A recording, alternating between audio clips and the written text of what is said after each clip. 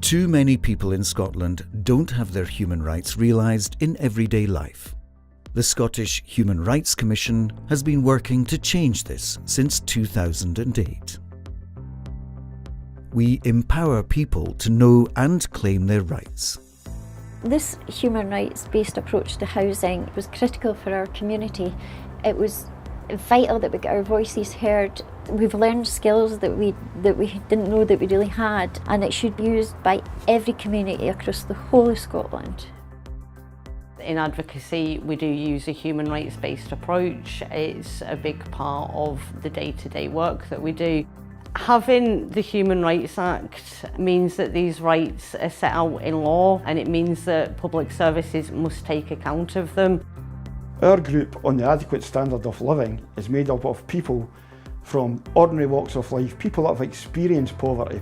I take real pride when I see the discussions that we have among our group being incorporated into the Commission's work that gets taken forward to the Scottish Parliament.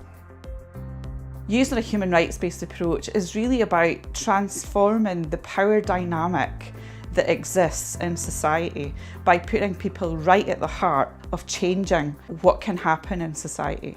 Public authorities have a duty to be able to respond to people's rights, and that's really important that people know that they can claim their rights. We support organisations to take a human rights-based approach to delivering public services.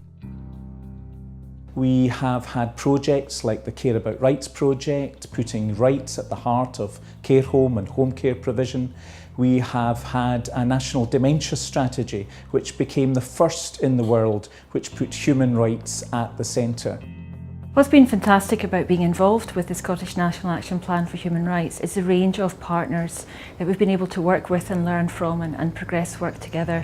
And in all of that, we've built such a confidence about being able to talk about rights. The challenge for me was, as a prison person, was to take the step back and look at the environment that I was used to working in a different manner. And the support from the Scottish Human Rights Commission allowed me to look at it through, I'd like to think of it through a different lens. We work to secure accountability when things go wrong with people's rights. The interaction process was set up by the Scottish Human Rights Commission. What that did was bring together people who'd been abused as children whilst in care, as well as care providers, as well as academics and the Scottish Government, to look at finding ways forward so that survivors could access justice. On the 23rd of October, the Scottish Parliament announced that they were going to have a redress scheme. That was a massive day for the survivors.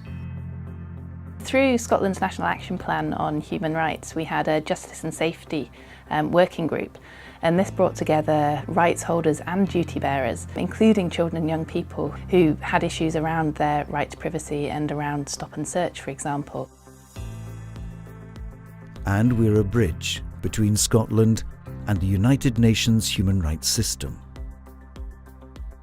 As an accredited national human rights institution, the Scottish Human Rights Commission can bring their experience to the Human Rights Council, to the UN treaty bodies, to share the experience from Scotland with other states and other actors. The UN Convention has an article around independent living, and disabled people are involved in reporting on whether that convention is being progressed, whether governments are doing what they need to. What the Scottish Human Rights Commission does, that's where we go to get that really broad, in-depth experience around human rights. And what we have to offer is what the lived experiences of those rights are in practice. And I think together, that becomes really, really powerful. Scotland has come a long way in the last 10 years, but there's still a long way to go to realise everyone's rights in everyday life.